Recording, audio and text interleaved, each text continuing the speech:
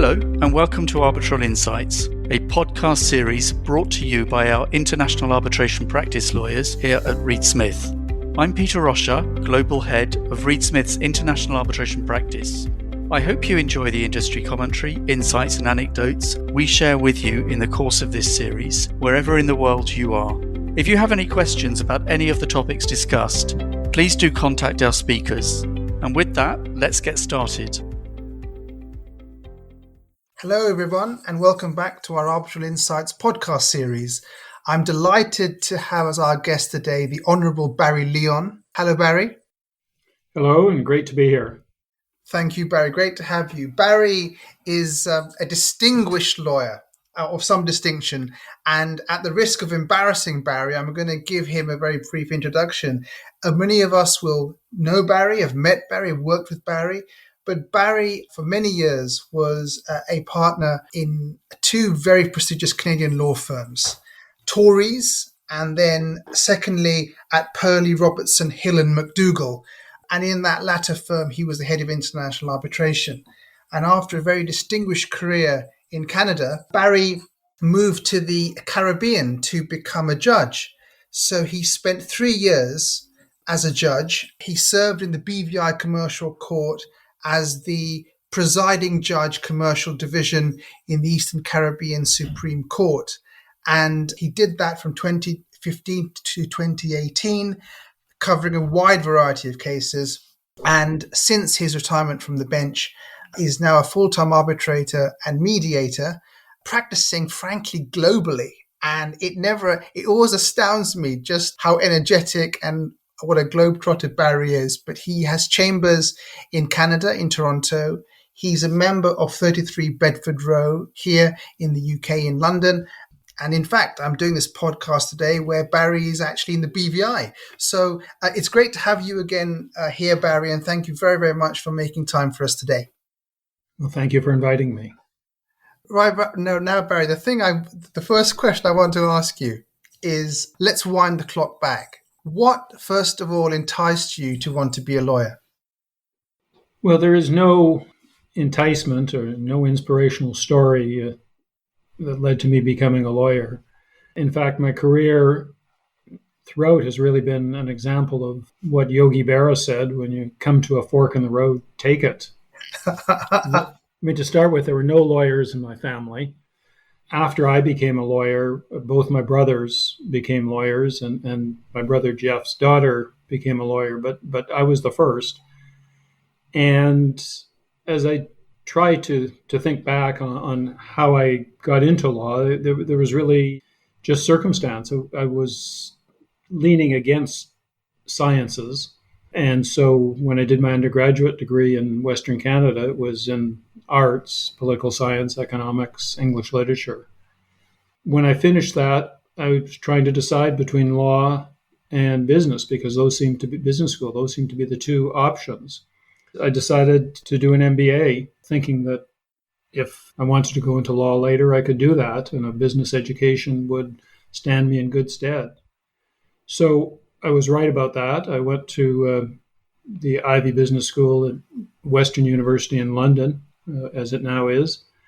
And then when we got to the end of our first year and people started looking for jobs, the job market was terrible. And particularly for people like me and the few others in my class who had no real work experience in business. So my roommate said, I think I'm going to apply to law school. And I wrote the law school admission exams along with him. He wound up going into a business job, and I wound up going to law school. But there's not much more excitement to the story.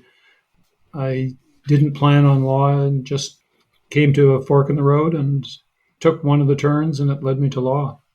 Well, it's a great thing that fork in the road took you in that direction, because it's led to many great things. And Barry, I'm going to say I've known you for now at least 15 years, and that's the first time I've heard you make an analogy with Yogi Bear. So I shall not forget that one in a hurry. So, and it'll make this podcast particularly memorable, I can tell you.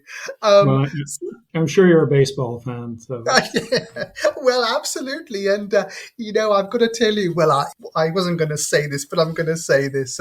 I first met you, as you'll recall, in 2006 at the International Law Association conference in Toronto, which you were the co-chair of. And that was my first ever visit to Canada and indeed to Toronto, indeed. And I thoroughly enjoyed that conference. I was a speaker at one of the events, and I met many of your colleagues and other wonderful delegates. And I remember on my way back home at Toronto Airport, I had to buy my children some T-shirts to mark the event. And so I found a T-shirt, which my son still has, which says, "Americans are nice, but not on the ice." And so that one is a particularly special family favorite even now, even though my son has far outgrown that T-shirt. But anyway, now let me say, apart from baseball and Yogi Bear and all that sort of stuff, we all are the beneficiaries of mentors and inspirations during our career. And as your very distinguished career has developed, if you can just think back to some of those formative years and even a bit further on in your career, are there some individuals who've really inspired you and who've really had an impact on your career? there are, and because so many of my years of practice were spent at Tories practicing commercial disputes, the people I think of were the people who were the senior people in the group when I started. Some of them, as one always knows, senior is relative. So at the time, it was a young group. The most senior person in the group was, I think, age 38 or 39 when I started. And so is that small group of litigators primarily, but some corporate lawyers who are transactional lawyers who I worked with.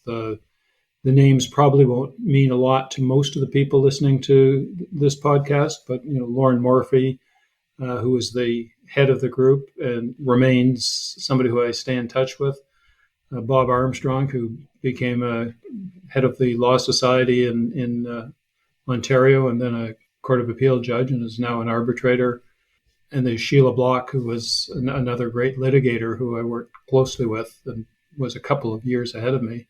And then on the transactional side, there was the senior partner in the firm, Jim Torrey, who was a wonderful person and I learned a lot from.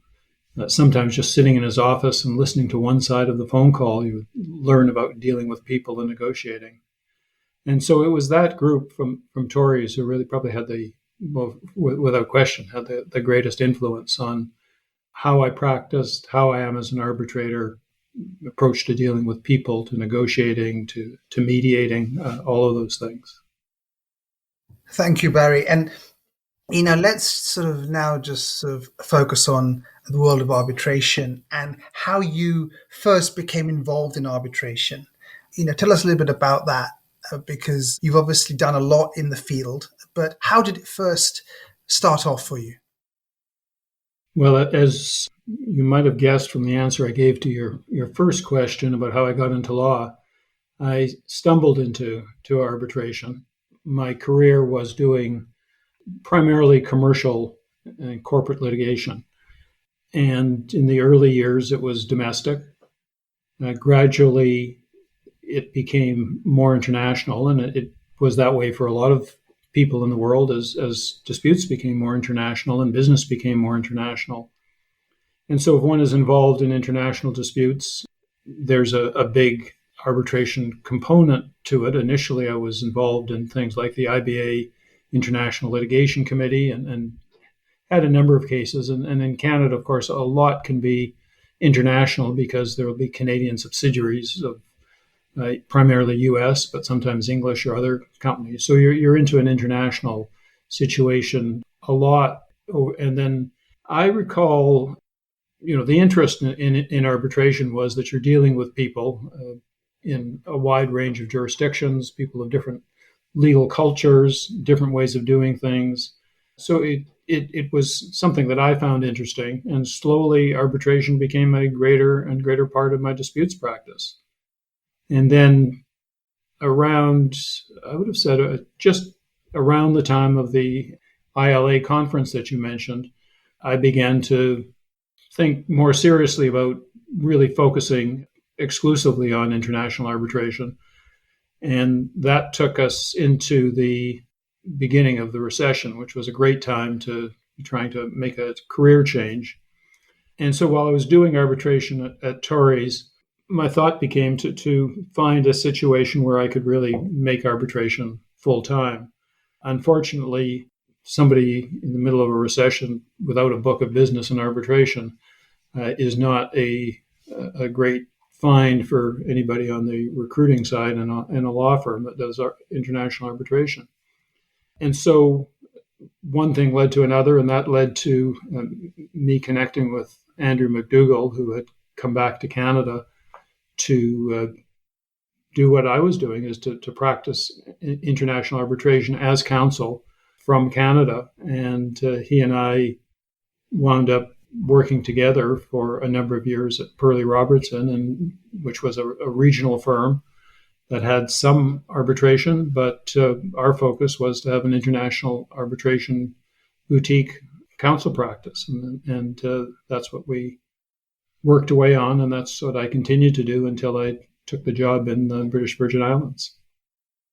Thank you. And I'm going to turn to the British Virgin Islands in a moment. But I just want to ask you one thing, which I noticed, because although I've known you for a long time, Barry, I mean, I always like to look, people up before I do a podcast with them, because there's never a monopoly on wisdom or knowledge.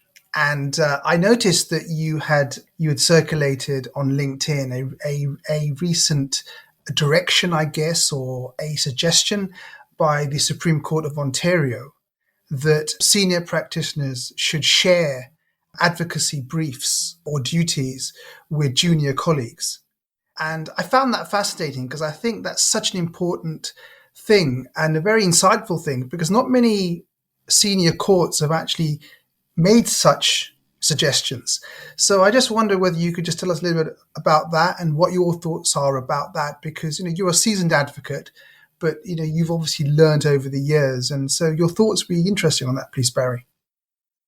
Well, that's something that I had always I'd grown up with, and I mentioned the people that I had worked with in my early years. It was routine that you would get a piece of the case, a witness, a piece of the argument, unless it was totally inappropriate for the circumstances. And this is not a direct answer to your question, but I think it's worth mentioning that when you were assumed what the Americans would call the senior chair, the other person would become the junior. And so they would pass the notes to you. They would find the case or the document or whatever it was that you're struggling to find. And so you learn a lot by that kind of assistance, and then you would debrief afterwards. You would get constructive criticism, sometimes very constructive, because there's no, in what we do in advocacy, often you don't have the chance to have a senior person who you work with give you feedback. So to me, that was natural. And I remember in my first year attending as a judge in BVI, attending the commercial bar meeting, which was held somewhere in the Caribbean. And there was some discussion about this, and people paid lip service to it, both the judges and the barristers. But I didn't get the sense that they had the same experience as I did. And then as a judge in BVI, almost all of the significant advocacy was done by usually senior English barristers. And there was never any sharing of the argument. And even on occasions where there was the note passing, which I'm sure you've encountered, and it was clear that the person on his or her feet had no clue about the particular issue. And I would say, why doesn't Ms. So-and-so or Mr. So-and-so just explain the point? And usually there'd be a horrified look on the Silk's face. And I would do the same, even more so with insolvency practitioners, where the lawyer is trying to explain what the insolvency practitioner did. And really didn't have any clear understanding, it would just call on the insolvency practitioner as an officer of the court to explain it. And so to me, it makes a lot of sense from a training and development point of view. I did read at one point that a few American courts, and in the U.S., there's judges who will write their own procedural rules for their court, which is an interesting approach. And they would either encourage or even mandate the second person having an opportunity. And I'm pretty sure that either the ICDR or CPR has done things to encourage that, maybe both of them. Thank you, Barry. And, that sort of takes us directly into the Caribbean and your life as a judge. You mentioned in the opening that you'd spent 3 years on the bench in the Caribbean, based in the British Virgin Islands. And, I've never actually asked you this question, Barry, as to what led to you taking up the position as a judge. And because I would have thought the most sort of ideal jurisdiction for you would have been Canada. But when we got a message that you were now a judge in the BVI, and I still remember receiving that message, I thought, wow. So Barry, tell us a little bit about how you came to become a judge in the BVI. Well, I never wanted to be a judge in Canada, never applied to be a judge in Canada. Well, one of the reasons I didn't want to be deciding cases in areas that weren't of particular interest to me. And so at the time I saw the posting, which was for the job in BVI, which was circulated by the Commonwealth Lawyers Association, because the requirement was you needed to be a Commonwealth lawyer to apply. At that point, I was perhaps spending 35% of my time sitting as an arbitrator or working as a mediator. And I enjoyed counsel work. I wasn't at the point where I was thinking of reducing or giving up counsel work by any means. But it just struck me, well, here's a job that is deciding large, interesting international commercial disputes. It would be a wonderful transition. I'm never going to get the job, but why don't I put in an application, which is one of those things that comes into your inbox and you decide not to delete it. And so I made a serious application, had some wonderful support from some referees who probably you would know if I gave their names. And to my great surprise, I got an interview, which was done. This was in the days before Zoom. And so I went to a facility where I could do a video conference properly and had the interview. It went well because I guess you're relaxed in an interview where you don't think you have much of a prospect of getting the job.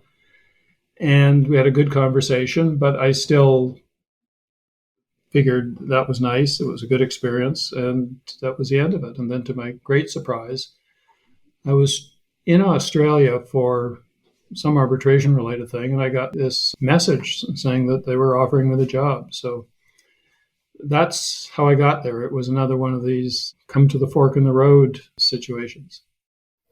Well, that Yogi Bear analogy strikes again, Barry. So, I think, that's another one that I think was a wonderful destiny, for you. So you had a very interesting time on the bench deciding all sorts of commercial cases from company law, joint ventures, insolvency, arbitration matters, enforcement of arbitration.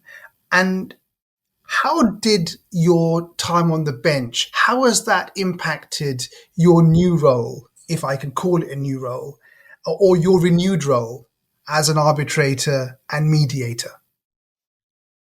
I don't know that it's impacted it in a way that you can say, I learned this as a judge and I brought it to arbitration. There's the obvious differences between court proceedings and arbitration that we all know.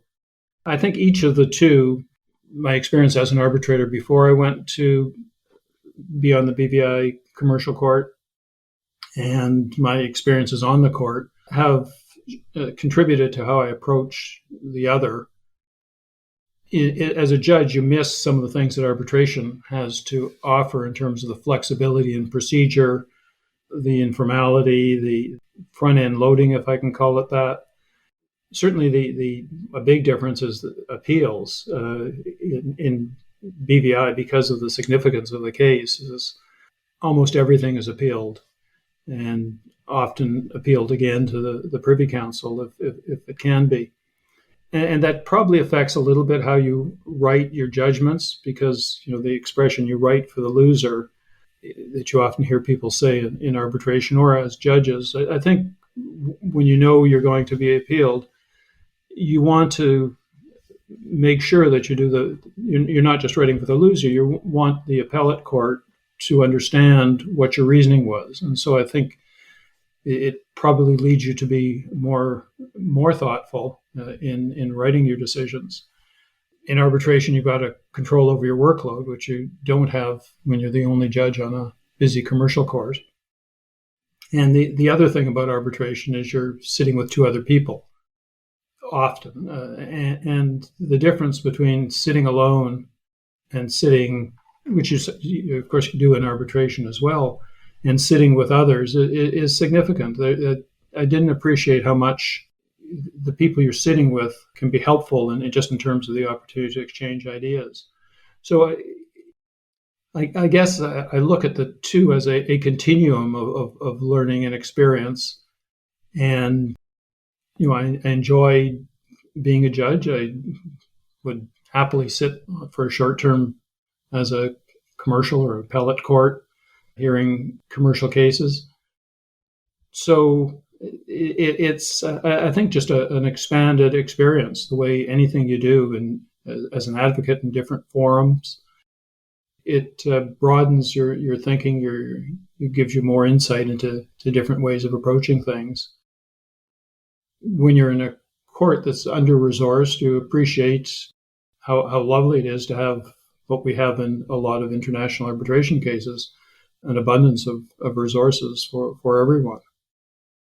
Thank you, Barry. And, since your retirement from the bench, you now have your resident at Arbitration Chambers in Toronto, also at 33 Bedford Row in London. Tell us a little bit about how, I know there's never a typical way of life when you're an arbitrator and mediator, and certainly not in these times of the pandemic.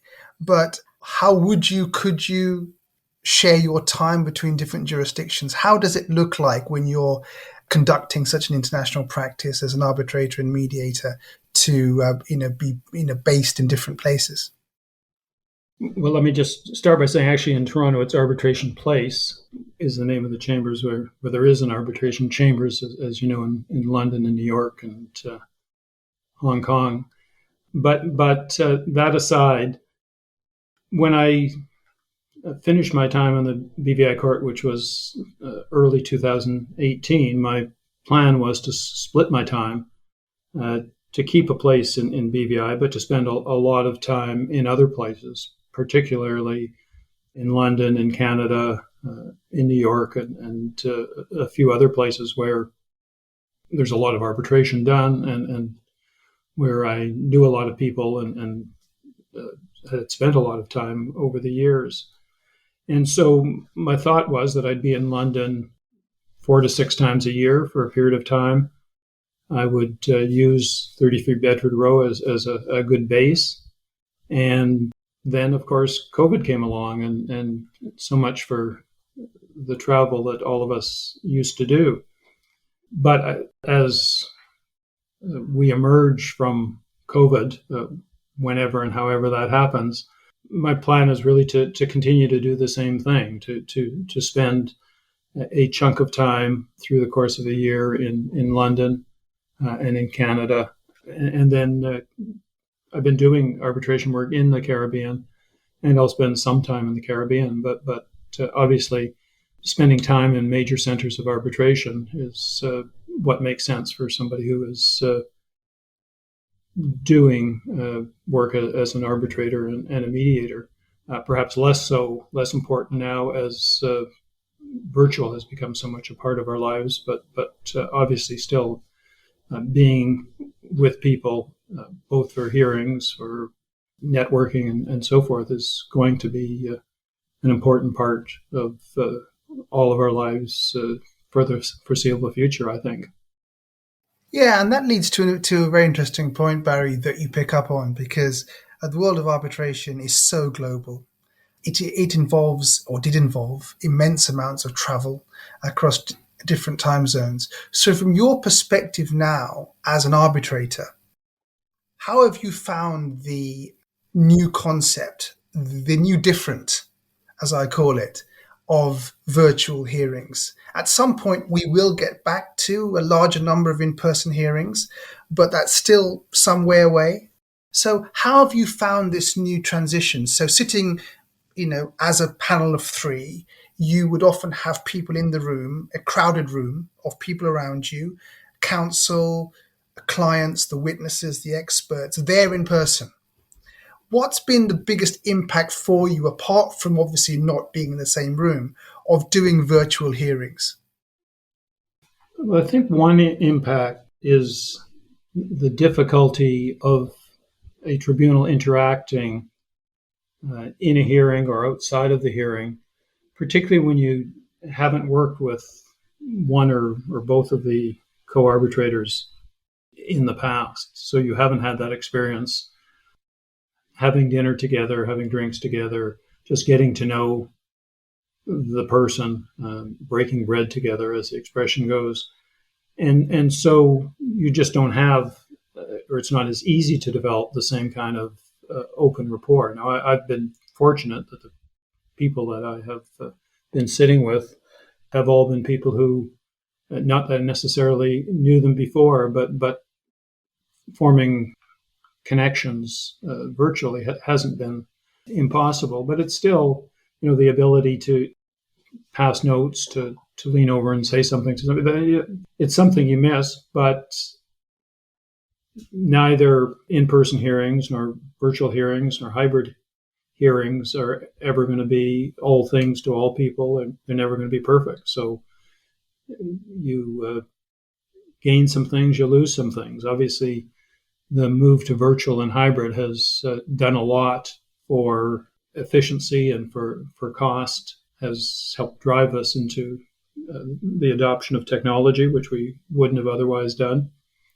And the consequences of the pandemic, I think, have had other lasting effects beyond arbitration hearings, which I'm happy to talk a little bit about, because I think those may be as or more significant of a change in the world of arbitration over the coming years.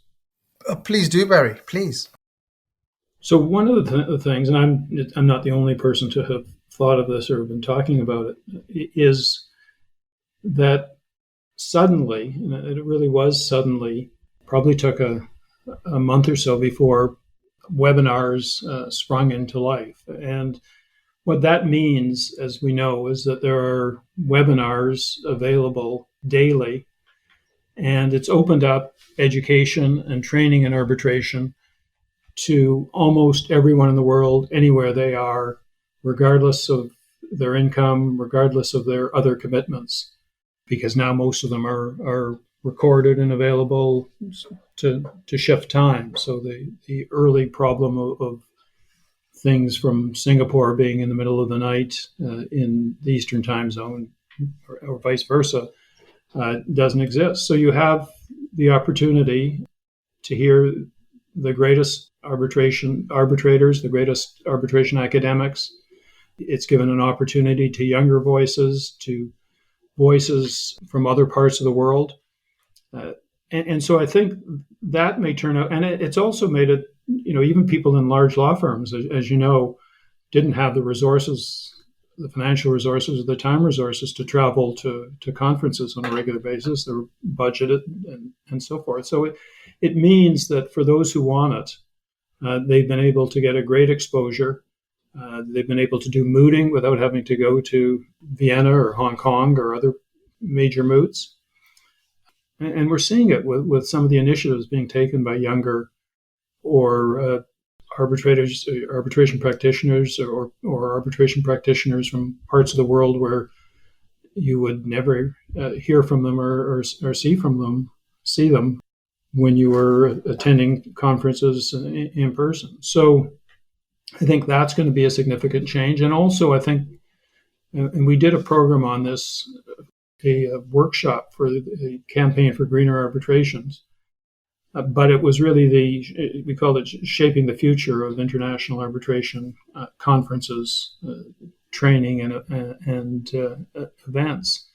And I think there will be, and I got to know through that some people unrelated to arbitration who have been very thoughtful about what's going to happen with conferences. And I think we're going to find that our conferences won't be going to a place where everybody sits in a big room and listens to a panel.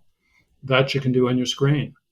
I think it's going to drive conferences to have more networking, more interactive sessions, more workshops, breakout rooms, all of those things. So I think there's those kinds of positive impacts that the pandemic will leave with us in the world of arbitration that will make it a much better area of the profession. Thank you. And I agree with you in brief. I agree with you. Now, Barry, just because we've come up to the end of our time, I always end the podcast that I do with fabulous people like yourself by asking you some quick fire questions. It's totally non-arbitration or law related. So the first one is, have you got a favorite film? I don't know if I've got one favorite film, but one film that I always return to talk about, and probably nobody listening to this podcast will have ever heard of, is Fate is the Hunter. I've not heard of it. Have you? It opens with an airplane crashing into a pier. I think it was in San Diego, and you see the pilot trying to land the plane on the beach, and it's all going well, and then there's this pier emerges, and the plane explodes, and almost everybody on it is killed except for one of the flight attendants, and everybody's blaming it on pilot error, and some friends of the pilot and the flight attendant wind up recreating this flight, doing everything exactly as it was done on a different plane to try to figure out what happened. And I shouldn't give away the surprise ending, just in case anybody does watch it. But it was... Well, they will now. it was memorable. And I think it has some lessons for us in what we do in law, just in terms of trying to get behind something that has happened, not necessarily a plane crash, but any of the incidents that lead to disputes. So that is certainly one. And the other one that and I guess there was an airplane theme in this, but I heard somebody else being interviewed, and I don't think it had anything to do with law, but the favorite movie was Airplane. If you recall that, it was... yes, that I do know. Yeah. That was a riot. And I don't know, it's certainly one of the movies that I've seen it a few times in late night television or something, and it leaves you laughing. I couldn't agree more, Barry. I think Leslie Nielsen was a comic genius. Unfortunately, he's no more. But he was a comic genius, and some of those jokes, they're so obvious, but they are so funny. And, just the facial gestures and everything else. I love it. And so what about music? I mean, what's your favorite sort of music? Any favorite groups, singers, composers? Since my teens, I've been a huge Frank Sinatra fan and that genre. But I saw Frank Sinatra, I think probably 5, maybe even 6 times live over the years in Las Vegas, in Buffalo, New York, in Toronto. So I would have no question to say that his music has been a long time favorite of mine. But I enjoy other music as well, jazz, opera, if you believe this, even hip hop occasionally, and certainly I've come to get to know Caribbean music much more. Absolutely. And it grows on you. Well, you're a global citizen, Barry, which takes me to the final thing, which is, even though you are truly a global citizen and you travel so extensively, have you got a couple of places around the world apart from Canada, home, is there anywhere else, and that you really love to visit? There's lots of places, and I know I'm being totally boring when I can't say, well, my absolute favorite place in the world is such and such. But that would not be true, and you're, I know, seeking the truth. So I mean, there's the great cities of the world which I love.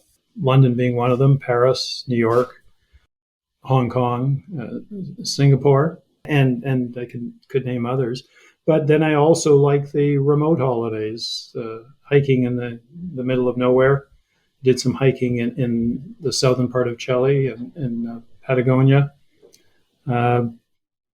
or in northern Italy, places where you might not see anybody for the better part of a day, except for the people you're with.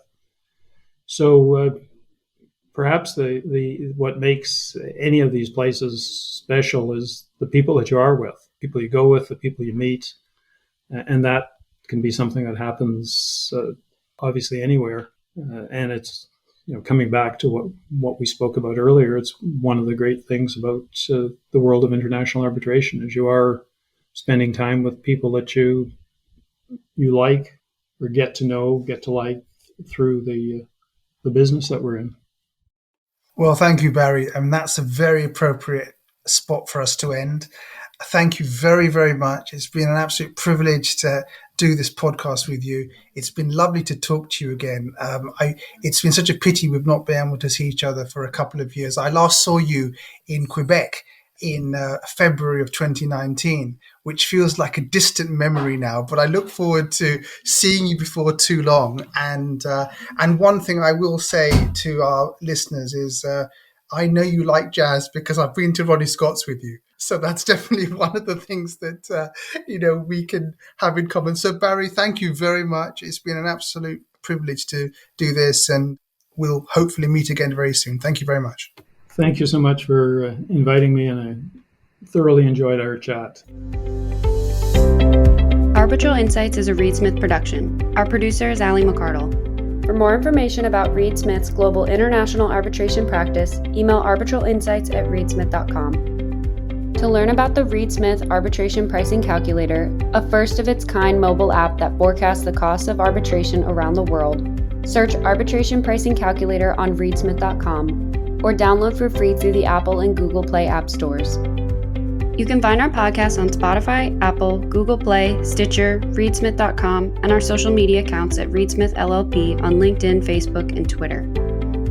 This podcast is provided for educational purposes. It does not constitute legal advice and is not intended to establish an attorney-client relationship, nor is it intended to suggest or establish standards of care applicable to particular lawyers in any given situation.